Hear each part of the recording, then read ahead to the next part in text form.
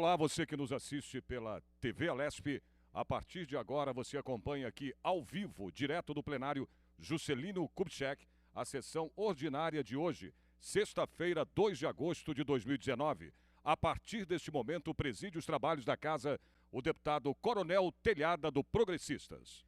Presente o número regimental de assinaturas de senhoras deputadas e senhores deputados. Sob a proteção de Deus, iniciamos nossos trabalhos. Essa presidência dispensa a leitura da ata da sessão anterior e convida o nobre deputado Carlos Gianazzi para ler a resenha do expediente. Senhor presidente, nobre deputado Coronel Telhado, nós temos aqui uma indicação da deputada Letícia Aguiar e uma outra indicação do deputado Sargento Neri. Está lida a resenha do expediente. Muito obrigado, senhor deputado. Oradores inscritos para o pequeno expediente. Deputado Jorge Wilson, xerife do consumidor. Deputado Enio Lula Tato. Deputado Emílio Lula de Souza. Deputado Paulo Lula Fiorilo. Deputado Sargento Neri. Deputado Carla Morando. Deputado Daniel José. Deputada Janaína Pascoal. Deputada Maria Lúcia Amari. Deputado Major Meca. Deputado Coronel Telhada, presidindo os trabalhos. Deputados Douglas Garcia. Deputada Marta Costa. Deputado Carlos Gianazzi. Tem Vossa Excelência, tempo regimental de 5 minutos. Enquanto se desloca para a tribuna, quero dar ciência à Casa dos seguintes ofícios. Senhoras deputadas, senhores deputados, essa presidência, atendendo solicitação da nobre deputada Beth Saão, convoca Vossas Excelências, no termo do artigo 18, inciso 1, letra R do Regimento Interno, para uma sessão solene a realizar-se no dia 6 de setembro de 2019, às 10 horas, com a finalidade de comemorar os 120 anos do Instituto de Pesquisas Tecnológicas, IPT. Está lido.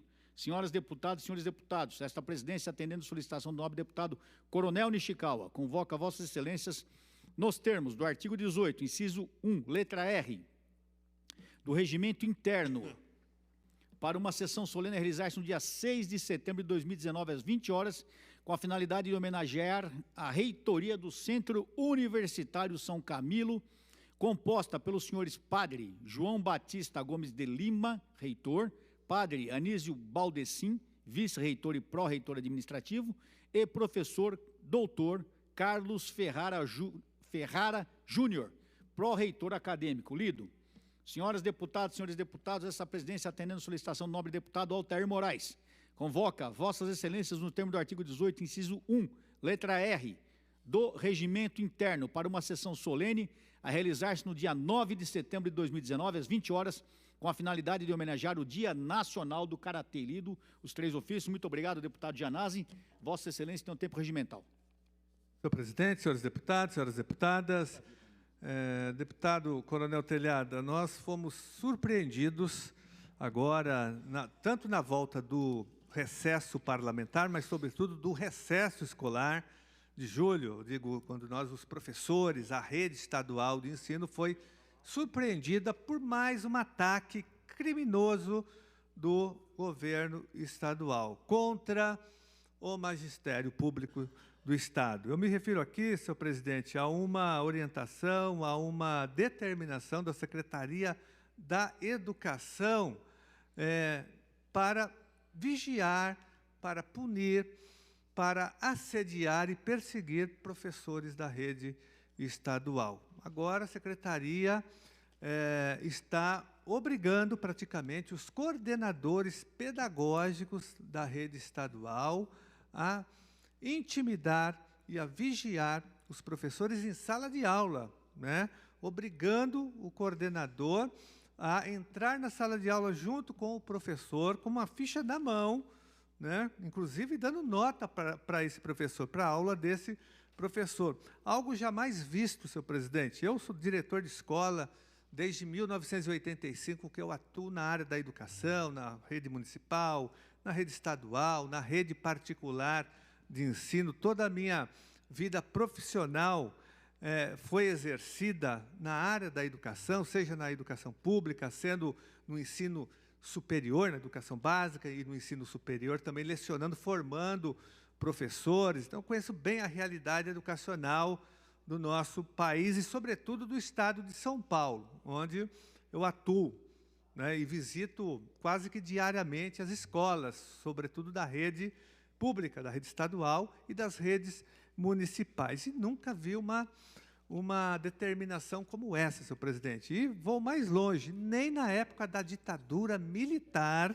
onde havia todo esse processo de perseguição, nós tivemos uma situação como essa, de perseguição, de intimidação, de vigilância em cima dos professores. Eu diria que o que o governo estadual, o que o governo Dória está fazendo, né, pode ser até pior do que o Escola Sem Partido, que já é grave, que é um outro atentado contra o magistério, que é a tentativa de introduzir a mordaça e a censura nas nossas escolas, para que os professores, né, não possam contribuir com o desenvolvimento crítico dos nossos alunos. Mas isso aqui é um absurdo, senhor presidente. É uma ficha, né, que o coordenador tem que preencher assistindo a aula do professor, agredindo a liberdade de ensinar do professor, agredindo, sobretudo, uma conquista histórica do magistério, que é o direito de cátedra, senhor presidente, que é algo que faz parte, né, da essência da profissão do professor, professora, enfim, do magistério. Então, nós queremos aqui repudiar esse ataque, eu diria que criminoso, contra os professores, contra o magistério estadual. Repito, senhor presidente, isso é pior, isso aqui não aconteceu nem no regime militar. Nem os militares que endureceram, que perseguiram e mataram professores, inclusive, né, chegou nesse nível de controle ideológico, de punição, de intimidação. E nós sabemos o que está por detrás disso. Como o Estado não investe em educação, as nossas escolas estão sucateadas, degradadas, nós não temos material de limpeza nas escolas, não temos nem papel higiênico, não temos agentes de organização escolar. Inclusive, ontem eu recebi e trouxe no plenário aqui um grupo de pais e de alunos da escola estadual Paulo Rossi, que fica aqui próximo da Assembleia, uma escola que fica próxima da Assembleia Legislativa. Ela não tem, os alunos são os agentes de organização escolar, porque não tem agente de organização escolar. Então, há um sucateamento, uma destruição da rede estadual, e o governo estadual, o governo Dória, como não tem projeto e não investe na educação, ele vai criminalizar os professores, jogando a culpa da crise educacional nos professores, e agora inventando mais um procedimento perseguindo os professores da rede estadual de ensino. Senhor presidente, nós não vamos permitir que isso aconteça.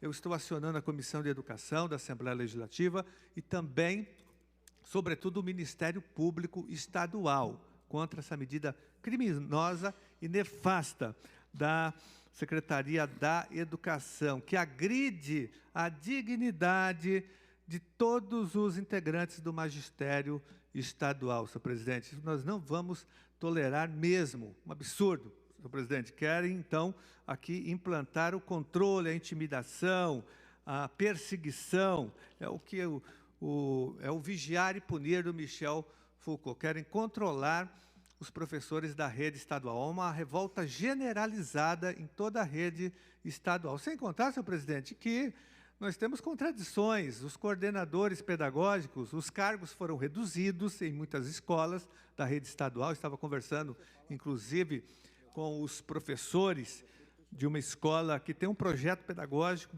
muito importante, que é a Escola Estadual Reverendo Jacques, da Diretoria Sul 2, e lá, por exemplo, já houve a redução do número de coordenadores pedagógicos, e a Secretaria da Educação tomou medidas, inclusive publicando uma legislação, obrigando os coordenadores pedagógicos a entrar em sala de aula para lecionar quando não tem o professor, quando o Estado não contrata o professor, né? Então, o coordenador é obrigado a entrar em sala de aula. Então, é um absurdo, senhor presidente, mas é isso. Nós estamos tomando providências imediatas contra esse absurdo, esse abuso, esse ataque criminoso e nefasto e perverso da Secretaria da Educação ao magistério estadual, senhor presidente. Isso é uma perseguição, uma tentativa de criminalizar o magistério estadual, porque o governo não tem projeto para educação. O projeto do governo é fechar salas, fechar turnos, é sucatear, um governo que não paga os 10,15% que deve para o magistério estadual, que mantém as salas superlotadas, que não garante segurança nas escolas, e inventou agora esse Nova Educação, que é um marketing de quinta categoria que não funciona, não tem nada de inovação, né? Inovação na educação, com escolas sucateadas, degradadas, com escolas de lata, com perseguição agora, com esse projeto aqui, senhor presidente. Só para finalizar, tem até o nome da ficha que chama Protocolo de Acompanhamento de Aula. Então, aqui é otimização do tempo. O professor vai ser avaliado, como se fosse uma linha de montagem ali, o tempo que ele leva para dar a sua aula, para discutir com os alunos os seus conteúdos. Então, é como se fosse uma empresa, são os princípios da administração empresarial colocados dentro da educação. A educação não tem nada a ver com empresa, a educação não é fábrica, não é banco, não é comércio, a educação é um processo totalmente diferente, que segue uma outra lógica, senhor presidente. Então, é um absurdo, nós repudiamos aqui veementemente essa orientação, né, essa imposição da Secretaria Estadual de Educação de vigiar, de intimidar e de perseguir os professores da rede estadual. Muito obrigado, senhor presidente. Muito obrigado, senhor deputado. Próximo deputado inscrito é o deputado Conte Lopes, capitão Conte Lopes. Vossa Excelência tem um tempo regimental de 5 minutos. Você está acompanhando, portanto, o pequeno expediente, onde os parlamentares têm um tempo regimental de 5 minutos para a sua fala. Neste momento, sobe à tribuna para falar o deputado Conte Lopes.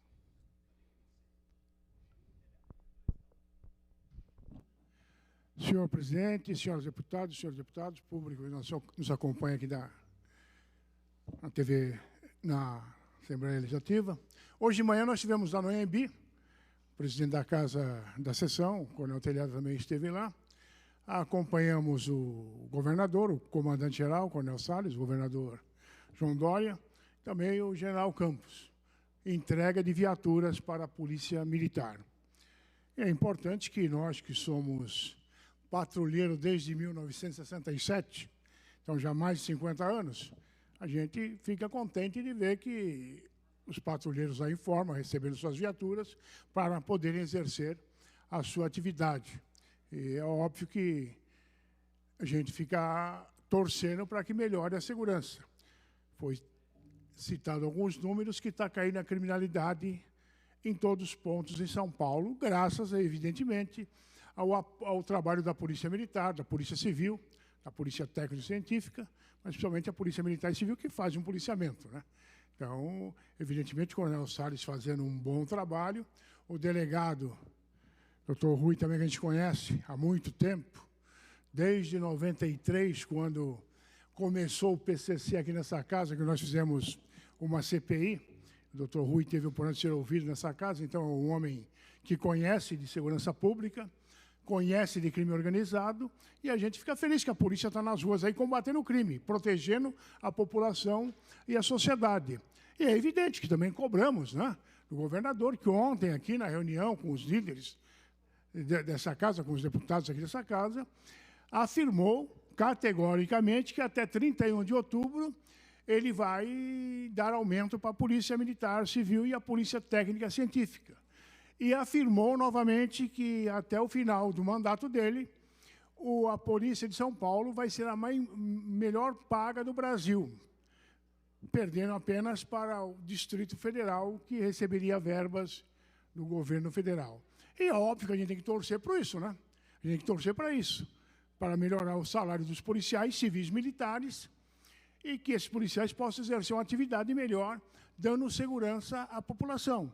E a gente torce para isso e trabalhamos para isso, né? Não adianta a gente ir por caminho quanto pior, melhor. Pelo contrário, a gente quer que a coisa melhore. O governador está investindo na segurança pública e a gente fica contente com isso. Viaturas da Rota, por exemplo, do BAEP, algumas viaturas vão ser blindadas. Nunca foram na minha época. Aliás, na minha época nem colete havia, a prova de bala. A gente trabalhava com 38, né? E hoje a gente está vendo que a polícia está crescendo. Agora, muita gente reclama. Tem cara também, Coronel Telhado, quem está na polícia hoje, Coronel Telhado? Hein, Coronel Telhado? Tem muita gente que entra na polícia hoje, vibra naquele dia que ele entrou, entrei na polícia. No outro dia ele já começa a reclamar que ele está na polícia. Tem que cortar o cabelo, tem que engraxar a bota, tem que chamar o superior de senhor. Ora, a disciplina da Polícia Militar, desde que eu entrei em 67 como soldado, é assim. Todo mundo sabe que é assim, né? Então a gente tem que valorizar também. E a polícia cresceu muito, hein? Pelo amor de Deus.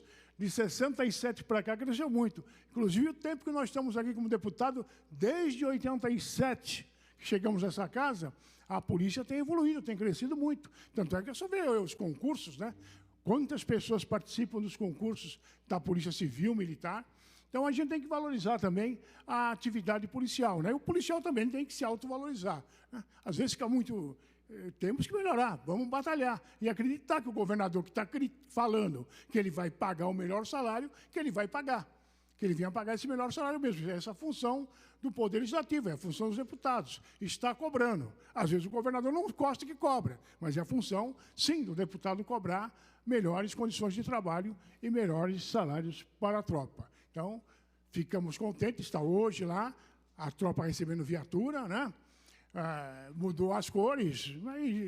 A gente está nisso há muito tempo, vários governadores mudaram as cores, né? Dificilmente permanece, cada um muda as cores. Vai fazer o quê? Mas são coisas da vida. Também, isso não vai prejudicar o trabalho da Polícia Militar, trabalhar com a cor essa ou aquela. Tanto é que foi dito que ajuda até quando bate uma viatura, ao invés de pintar a viatura, é colocado decalques lá. Então, é mais fácil de fazer isso. Então, é importante que a gente está apoiando os policiais nessa luta e torcendo para que melhorem. Vamos torcendo, sim. Vamos torcer para melhorar a coisa para a Polícia Civil e Militar aí, que está melhorando para a polícia, melhora para o povo de São Paulo, né? Que vai ter mais segurança. Obrigado, senhor presidente. Obrigado, senhor deputado. Próximos deputados inscritos. Deputado Luiz Fernando Lula da Silva. Deputado Carlos César. Deputado Rodrigo Moraes. Deputado Castelo Branco. Deputada Érica Malunguinho. Deputado Carlos Gianazzi. Deputado Delegado Olim. Deputado Gil Diniz. Tem Vossa Excelência o tempo regimental. Lembrando, telespectador, que você pode, além de acompanhar ao vivo pela TV Alesp, esta sessão ordinária pode ser acompanhada através do nosso site, que é o al.sp.gov.br. Boa tarde, presidente. Boa tarde a toda a mesa, os nossos assessores, quem nos assiste pela TV Assembleia, ao público presente aqui na galeria, voltando do recesso. Estivemos aqui ontem, né, mas não tivemos a oportunidade de falar aqui na tribuna. Estivemos durante todo o mês de julho aqui na casa, fazendo atendimentos, atendendo prefeitos, vereadores e todo cidadão aí que nos procurou. Mas, presidente, entrando no assunto, né, queria aqui repudiar a fala, um breve comentário do senhor Gilmar Mendes, ministro do STF, quando ele fala aqui da chacina no presídio em Altamira, deputado Conte Lopes. Olha o que o nosso ministro do Supremo Tribunal Federal postou aqui nas suas redes sociais.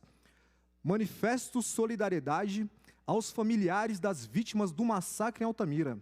A carnificina ocorrida é um retrato cruel e bárbaro da imensa falha do poder público em garantir a segurança e dignidade aos presos. Ora, verdade, Coronel Telhado. Esperar o quê desse ministro? Eu tenho vergonha de uma manifestação de um ministro do STF como essa. Aposto que ele não prestou solidariedade a nenhuma vítima desses facínoras aqui. E morreram por quê, Conte? Morreram entre guerra ali de quadrilhas dentro do presídio. O absurdo é tão grande que quando alguns líderes ali foram transferidos dentro ali do bonde, mataram mais 4, algemados dentro ali do carro, ainda conseguiram matar mais 4 ali. E o que o ministro faz? Presta solidariedade aos bandidos que cumpriam pena, aos familiares desse caso, mas aposto que ele não fez o mesmo gesto, o mesmo sinal para os familiares. E ainda fala mais, continua falando que é culpa do Poder Judiciário, porque eles têm que dar celeridade na audiência de custódia. Nós sempre colocamos aqui da tribuna também que essa audiência de custódia tem que acabar. Porque é uma fábrica de colocar vagabundo na rua também. Polícia vai lá, prende flagrante, juiz em 24 horas vai lá e coloca na rua. E ele fala aqui nesse tweet dele. Uma jornalista do SBT, Coronel Telhada, culpou, em grande parte aqui, os agentes penitenciários, colocou na conta dos agentes penitenciários, Conte, dizendo que também tem agentes públicos que acabam se envolvendo, passando armas para os presos. Eu, ao invés de repudiar a violência desses marginais, coloca na conta ainda do pobre do agente penitenciário, que ganha mal, muito mal, que tem sua vida colocada em risco todo dia, ambiente insalubre, salário baixo, e numa oportunidade como essa, o que ela faz? Vai lá e ainda diz, olha, tem agente público, tem agente penitenciário envolvido também. Então fica aqui o nosso repúdio, tanto a fala do ministro, o STF tem envergonhado cada cidadão de bem, todo brasileiro de bem, não é só o Gilmar Mendes não, Toffoli, Moraes e o Clube dos 11.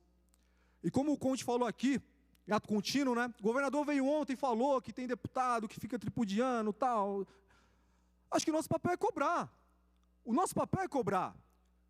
Queira Deus que realmente no dia 31 de outubro haja esse projeto, Conte, e com mais celeridade possível que os policiais militares, civis, polícia técnico-científica tenham esse reajuste salarial.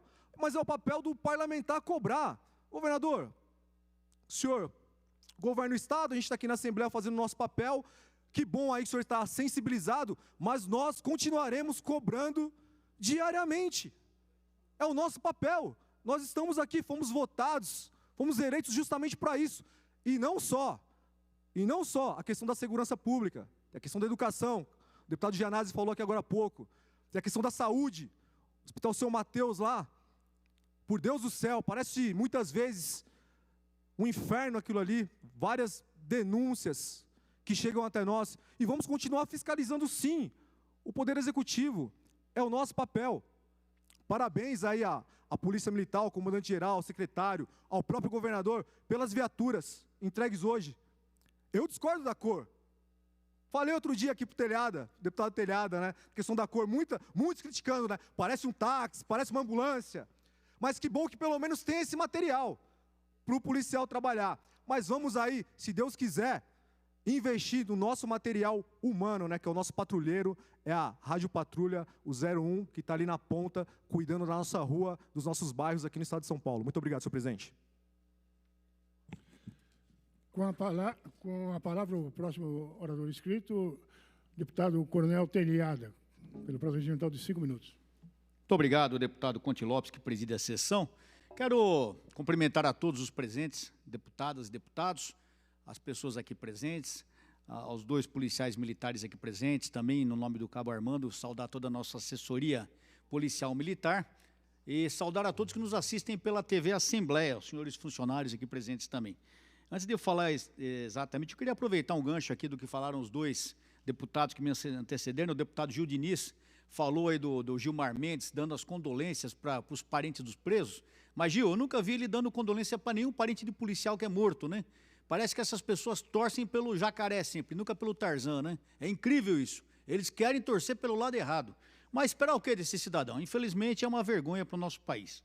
O deputado Conte já falou, nós estivemos hoje pela manhã no AMB, onde foram entregues mais 345 novas viaturas aqui para a cidade de São Paulo, sendo que serão entregues um total de 1.674 viaturas.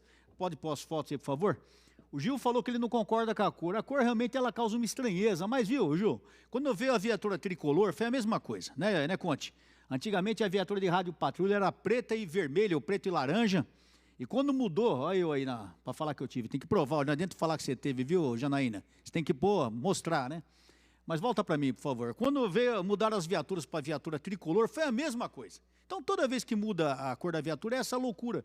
E, segundo o governador, essa viatura, essa cor, vai trazer uma grande economia, porque é só é só adesivo. As viaturas antes eram pintadas. O que acontecia? Quando a viatura era descarregada, você tinha que, para mandar a viatura embora, pintar a viatura toda de branco. Então você gastava com tinta, com o homem que tinha que fazer. Se o policial batesse a viatura, então, ele estava ferrado. Porque além de reformar a viatura, para ele colocar a viatura daquela cor, era mais um parto. Então a ideia é economizar. Então, parabéns, eu quero agradecer aqui, parabenizar o governador, o secretário-general Campos, nosso comandante Coronel Salles, por essas novas viaturas que estão entrando aí em uso para o policiamento, e também virão 62 viaturas novas que já foram, entregues ao Corpo de Bombeiros. E o governador também falou no seu discurso sobre a valorização salarial, viu, Armando? Vai ser, segundo ele vai mandar esse ano, podem ficar tranquilos, um reajuste, eu não sei de quanto. Não creio que será muita coisa também, porque nós sabemos que no começo deve ser a inflação, eu espero que venha. Eu gostaria que viesse de no mínimo 10%, no mínimo, para começar, né, Conte? Para começar.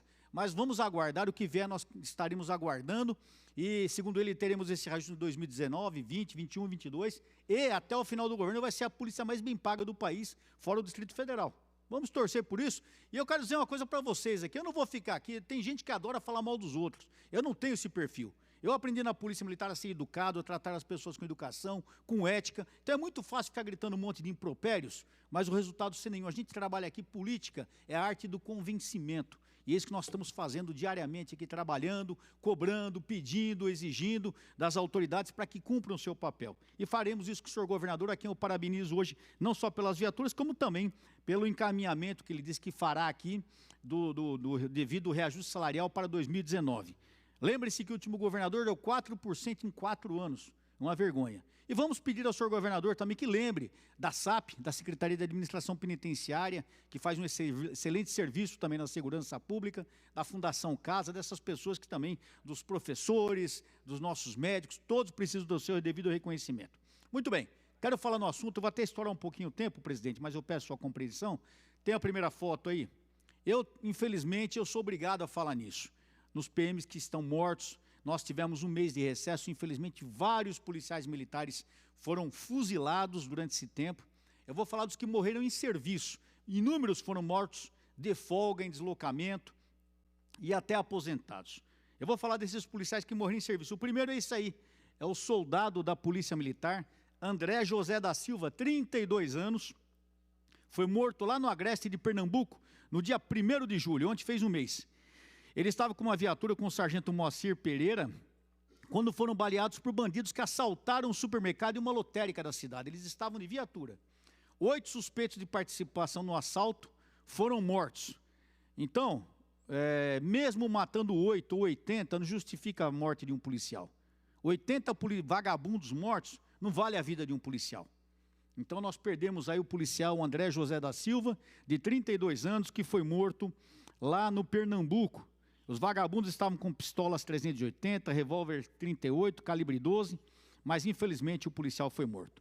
O segundo policial é um policial que foi morto em Porto Alegre, da Brigada Militar, lá no Rio Grande do Sul. É o soldado Gustavo Barbosa Júnior, foi morto na madrugada do dia 9 de julho em troca de tiros na Avenida Teresópolis. Ele estava na viatura e 4 criminosos haviam roubado um carro Fiesta preto. Estava na corporação, podem ver que é um jovem ainda, eu não tenho a idade dele aqui, mas com certeza tem menos de 30 anos. Ele estava na Polícia Militar, ou melhor, na Brigada Militar do Rio Grande do Sul, há 2 anos e 6 meses. O terceiro morto aqui, infelizmente, é um policial militar do Ceará, o sargento Alveni da Silva. Quando ele voltava para casa, por volta das 3 horas do dia 14, ele foi morto por 4 criminosos. Ele tinha 49 anos e estava de motocicleta. Ele ingressou na Polícia Militar do Ceará em 1993 e atualmente estava trabalhando na 1ª Companhia de Batalhão de Policiamento. Ele seria promovido agora, no final de ano, a subtenente, mas infelizmente teve a sua vida ceifada pelo crime. Nossas condolências à família do sargento Alveni da Silva, da Polícia Militar do Ceará. O quarto policial morto é um policial militar morto aqui em São Paulo. A foto não está muito boa, mas esse é o soldado Fábio Júnior Lisboa, que morreu no assalto em um estabelecimento no Capão Redondo. Ele tinha 33 anos de idade, estava de folga. Eu falei que ia falar dos que morreram em serviço, porque entenda uma coisa, o policial de folga, mesmo de folga, ele é obrigado a agir. Então esse policial estava de folga, se deparou com um roubo, onde 2 assaltantes roubavam o local, e ele agiu nessa situação, mas infelizmente acabou sendo morto com 2 tiros pelas costas. Coisa de ladrão covarde, né? Mataram um policial, soldado Fábio Júnior de Lisboa, de 33 anos, com 2 tiros pelas costas. Então, são policiais que, infelizmente, foram mortos. E o último policial é um policial militar do Rio de Janeiro, esse policial aí, Cabo Cristiano Natalino Boneta, 31 anos, morreu no domingo, após ser baleado numa tentativa de roubo no Arco Metropolitano. Ele era do 15º Batalhão de Duque de Caxias e acabou sendo morto, infelizmente, por ser policial militar. Essa é a triste realidade do Brasil. Policiais, Gil, você acabou de falar, policiais sendo mortos diariamente no Brasil, e o ministro do STF, que tem a obrigação de cuidar da justiça no nosso país, se condoendo de criminosos. Eu não vi ele mandar os pêsames para nenhum desses familiares, desses heróis policiais militares que foram mortos. Não só esses, como eu falei, de folga, aposentados, diariamente, infelizmente, nós vemos isso. Mas aqui, eu falei, infelizmente, a justiça torce para o jacaré, não torce para o Tarzan. Para eles, quanto pior, melhor. E cria audiência de custódia, e cria um monte de saidinha temporária, e com isso, o país vai nessa bandalheira, infelizmente, criminosos crescendo a cada dia. Mas, se Deus quiser, o nosso presidente vai dar um jeito nisso. Muito obrigado, senhor presidente. Próximo orador inscrito, nome do deputado Jorge Wilson. Próxima oradora inscrito, nome da deputada Janaína Pascoal. A senhora tem um prazo então de 5 minutos. Estamos ainda no pequeno expediente, onde os deputados têm temas livres, temas também aqui de interesse da população, para sua fala na tribuna. Agora, a deputada Janaína Pascoal. Obrigada, senhor presidente. Cumprimento todos os parlamentares presentes, funcionários da casa, as pessoas que vieram acompanhar a sessão hoje, as pessoas que nos acompanham à distância também. Como são só 5 minutos, eu não poderei falar tudo o que eu deveria falar nessa oportunidade, mas preciso dar uma satisfação à nação, porque durante o recesso, dentre outras atividades sobre as quais poderei falar mais alongadamente no decorrer das sessões da semana que vem, eu decidi, ao lado de 3 membros do Ministério Público, membros também da diretoria do MP Pró Sociedade, fazer um pedido de impeachment do presidente do Supremo Tribunal Federal, o ministro Dias Toffoli, por entender que o ministro está utilizando o seu enorme poder para inviabilizar investigações contra a sua própria pessoa.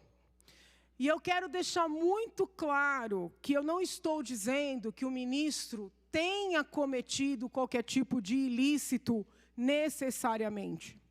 O que eu estou dizendo, sem medo de errar, é que nenhuma autoridade pode utilizar o seu poder para se blindar. E, infelizmente, é isso que está acontecendo no centro do Supremo Tribunal Federal. Eu já subi aqui nessa tribuna algumas vezes para me indignar com o que vem acontecendo no Supremo Tribunal Federal. A primeira vez foi em virtude da instauração do inquérito sigiloso, por um caminho absolutamente alheio às normas processuais, o inquérito que foi distribuído fora das normas de distribuição dos outros inquéritos, um inquérito que não se sabe qual é o objeto da investigação. Num segundo momento, eu também tomei a palavra para dizer que o ministro que foi escolhido para conduzir o inquérito não poderia ter mandado recolher uma revista pelo fato dessa revista ter feito uma matéria trazendo denúncias contra o presidente do Supremo Tribunal Federal. Uma vez mais, esclareço, não estou dizendo que aquelas denúncias sejam procedentes, mas digo, sem medo de errar, que uma revista não pode ser cerceada e um inquérito sigiloso não pode ser instaurado para intimidar jornalistas, funcionários públicos, políticos, cidadãos, de exigirem as devidas apurações. Como se não bastasse, o ministro Dias Toffoli, numa única decisão, extrapolando o pedido da defesa, suspendeu todas as apurações em curso no país, referentes a todos os tipos de crime, partindo do pressuposto de que tais apurações, quando iniciadas com fulcro, informações do COAF e da Receita Federal, seriam por si ilícitas. Ocorre que no conjunto dessas apurações, havia apurações contra ele próprio e outro ministro do Supremo Tribunal Federal. Isso não pode acontecer. No mínimo, ele deveria ter decidido a petição para as partes e ter feito ele próprio um pedido parecido para um outro ministro avaliar. Ontem, fomos surpreendidos com um crescimento desse movimento, quando, no bojo do tal inquérito sigiloso, o ministro-presidente manda afastar funcionários da Receita Federal, os quais eu não conheço, não posso dizer se são bons funcionários, maus funcionários, não posso criticá-los nem elogiá-los, mas manda afastar funcionários da Receita Federal depois de indiciados por suposta quebra de sigilo e, não contente com isso, manda encerrar investigações que esses funcionários estavam fazendo contra pessoas poderosas no nosso país. Insisto, essas tais pessoas poderosas podem ser absolutamente inocentes, essas investigações podem ser improcedentes, mas assusta qualquer cidadão.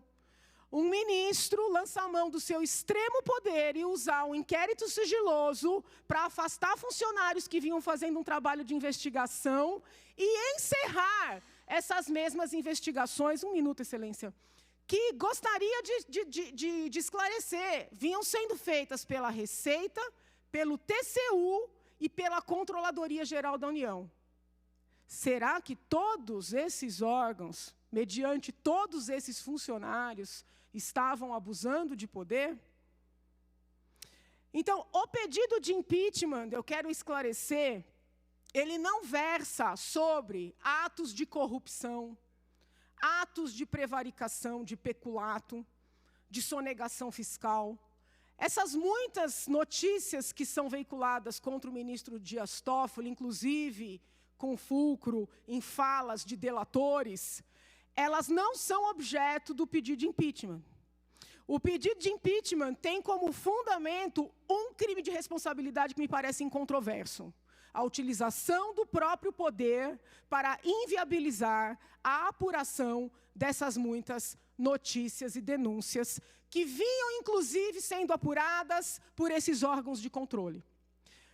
Nenhum poder está acima da lei, é isso que nós temos ouvido e falado nos últimos anos. É isso que os ministros do Supremo Tribunal Federal têm dito em julgamentos históricos, como foi o do Mensalão, como vem sendo os feitos da Lava Jato. Não é possível que estes mesmos ministros entendam que seus colegas, apenas por serem ministros, tenham que ficar blindados sem serem questionados. Existem 3 pedidos de impeachment na mesa do presidente do Senado hoje. O que eu apresentei junto com o MP Pro Sociedade, o que o professor Modesto Carvalhosa, o professor Laércio Laurelli e um terceiro advogado apresentaram, com fundamentos bem mais amplos do que os nossos, e um feito pelo senador Alessandro Vieira, que também requereu a instauração da CPI da Lava Toga. É imperioso que o presidente do Senado tome providências a respeito do que está acontecendo. É para isso que existe a separação dos poderes, para que um dos poderes segure o outro quando ele passou de todos os limites. E eu não estou falando mal do Supremo Tribunal Federal, eu estou defendendo o Supremo Tribunal Federal. Ao longo da semana eu vou esclarecer detalhadamente esse processo e reitero o que já fiz hoje nas redes sociais, peço uma audiência com o presidente do Senado para que nós possamos tratar do andamento dessas investigações. Muito obrigada, senhor presidente.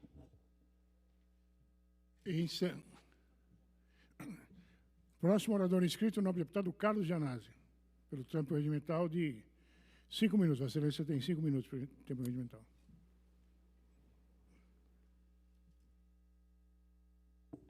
Senhor presidente, senhores deputados, senhoras deputadas, público aqui presente, senhor presidente, no último dia 25, eu participei de um grande evento dentro do IANSP, dentro do Hospital do Servidor Público Estadual, um evento promovido pela Comissão Mista do IANSP, que foi organizado, inclusive, aqui pelos professores, o Guilherme, o Luiz Moreno, e foi um ato muito importante, porque reuniu várias entidades dos servidores públicos e vários servidores públicos também, em defesa do IANSP, senhor presidente, porque há muito tempo que nós acompanhamos o processo de degradação e de subfinanciamento, ou de não financiamento, na verdade, do IANSP, da saúde dos servidores estaduais, porque os servidores contribuem com a sua parte, 2%, né, essa porcentagem, esse valor é descontado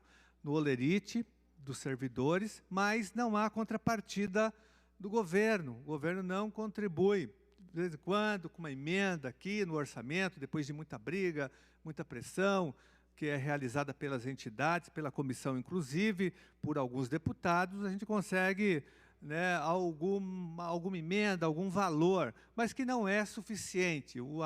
A colaboração do governo é mínima e está muito aquém, né, de ajudar no financiamento do IANSP. E com isso nós temos uma grande crise. Os trabalhadores do Estado de São Paulo, que são trabalhadores do Estado, estão totalmente abandonados, com dificuldades imensas de ter atendimento, não só no Hospital do Servidor Público, que fica aqui no Ibirapuera, mas também nas clínicas, nas Santas Casas, nos hospitais regionais, em todo o estado, no interior paulista, na Baixada Santista, na capital mesmo, e mesmo aqui na Grande São Paulo. É uma crise generalizada, existem cotas em hospitais para os servidores do IANSP, por exemplo. Outro dia, uma pessoa veio me reclamar, dizendo que na sua cidade ele precisava de um atendimento, chegou lá, ele foi informado naquele hospital que é conveniado com o IANSP que a cota para os servidores públicos já tinha terminado, porque o valor pago pelo IANSP era muito baixo. E com isso nós temos uma crise geral. Estava conversando agora com o Luiz e com o Guilherme, eles me falaram de cidades, né, Araçatuba, Assis, Limeira, Bragança Paulista, Piracicaba e outras cidades que vivem esse drama. Muitas vezes um servidor público, um professor que mora em Ribeirão Preto, que mora e trabalha em Presidente Prudente, ele é obrigado a sair de Presidente Prudente e vir até aqui o IANSP, até o Hospital do Servidor Público, para uma consulta, né, para um exame, para uma cirurgia, porque não existe esse atendimento na sua cidade, na sua região. Então, senhor presidente, é muito grave o que está acontecendo. Mas, além dessa questão do financiamento, que o Estado não colabora, ele tem que investir, ele é obrigado a fazer um investimento na saúde dos servidores públicos, também há um processo, há uma gestão autoritária e prepotente, que não dialoga, que não recebe os servidores, que não recebe a comissão para negociar, senhor presidente, porque o hospital é dos servidores públicos, o nome é esse, Hospital do Servidor Público Estadual. Ele é financiado, né, com os 2% dos salários de todos os servidores, mas o servidor público não faz parte da gestão, não é ouvido, né? Então, há uma luta também para que haja gestão democrática do hospital, financiamento adequado e investimento na infraestrutura do hospital, também que está sucateado, não há contratação de médicos, não há contratação de servidores da saúde, de enfermeiras, por exemplo, não há abertura de concurso público, a gestão é altamente incompetente, né? Há um descaso geral lá dentro, os servidores são ótimos, né? Guilherme e Luiz, vocês podem atestar que os servidores do IANSP, eles dão uma grande contribuição para que o hospital dê o mínimo de atendimento, de qualidade no atendimento. Acontece que eles não têm infraestrutura material e humana para atender toda a demanda. O pronto-socorro é lotado, pessoas ficam horas e mais horas e até dias para serem atendidas no pronto-socorro. Já fiz várias diligências no pronto-socorro, deputado Conte Lopes do IANSP, e cheguei a presenciar pessoas que ficaram lá 2 dias para um atendimento. Dormiram dentro do hospital, no banco, para ter um atendimento no pronto-socorro. Inclusive professores, aqui da capital, da região do Grajaú, né? Isso é um escárnio, uma agressão à dignidade humana dos nossos servidores. O fato é que, como não tem investimento, então faltam médicos, faltam profissionais da saúde, falta estrutura material. Tem uma ala de um prédio que foi destinada e construída para ser um pronto-socorro, que está fechada até agora. O superintendente Polara prometeu que entregaria esse espaço até abril, e até agora nada. Inclusive, no ato que nós realizamos no dia 25, eu vi o espaço está fechado e o pronto-socorro lotado. É um absurdo. Então, é uma gestão incompetente, autoritária, que não dialoga com os servidores, não dialoga com a comissão, que representa os servidores do Estado de São Paulo, que tem o apoio, inclusive, dos servidores que trabalham dentro do hospital. Eles sim conhecem a realidade de abandono, né, e, sobretudo, da falta de financiamento do Hospital Servidor Público. Então, nós queremos, senhor presidente, aqui, primeiro, gestão democrática, que faça um apelo aqui ao superintendente do IANSP, ao Polara, para que receba imediatamente, abra negociação com uma comissão. Fundamental isso. Esse é o primeiro pedido. Segundo, que o governo dê a contrapartida de 2% por servidor público, e que nós possamos votar imediatamente o PL 52, que está tramitando aqui. É um projeto do Executivo que transforma o IANSP numa autarquia especial. Mas nós queremos aprovar esse projeto, deputado Conte Lopes, com as emendas que foram apresentadas. As emendas já foram publicadas, inclusive, e foram emendas construídas coletivamente pelos servidores, com apoio da comissão, dos sindicatos e das entidades. Com essas emendas, a gente ameniza um pouco a situação, a gravidade da situação do IANSP, do Hospital do Servidor Público Estadual. Então, essa é uma prioridade para o nosso mandato e outros mandatos aqui, eu tenho certeza, que é pela aprovação imediata com as emendas do PL 52, que transforma o IANSP numa autarquia especial. Não é um projeto nosso, projeto do governo anterior, mas que, diante da gravidade da situação, ele, se for aprovado com as emendas, e nós só vamos aprovar junto com as emendas. Sem as emendas, nós não vamos aprovar esse projeto, nós vamos obstruir a votação, porque daí ele também não serve, não vai resolver essa questão gravíssima, senhor presidente. Mas faço esse apelo, sobretudo, para que haja diálogo e negociação entre a comissão e o IANSP e a superintendência. Muito obrigado, senhor presidente. Havendo acordo entre as lideranças, eu solicito o levantamento desta sessão. É regimental, senhoras deputadas e senhores deputados. Havendo acordo de lideranças, esta presidência, antes de dar por levantados os trabalhos, convoca Vossas Excelências para a sessão ordinária de segunda-feira. A hora regimental, sem ordem do dia. Está levantada a presente sessão. Obrigado. Presidida neste momento pelo deputado Conte Lopes, encerramos, portanto, os trabalhos desta sessão ordinária, transmitida ao vivo aqui do plenário Juscelino Kubitschek, da Assembleia Legislativa. Lembrando a você, telespectador, que a próxima sessão ordinária acontece na segunda-feira, a partir das 14h30 da tarde. Você continue aí ligado na programação da TV Alesp.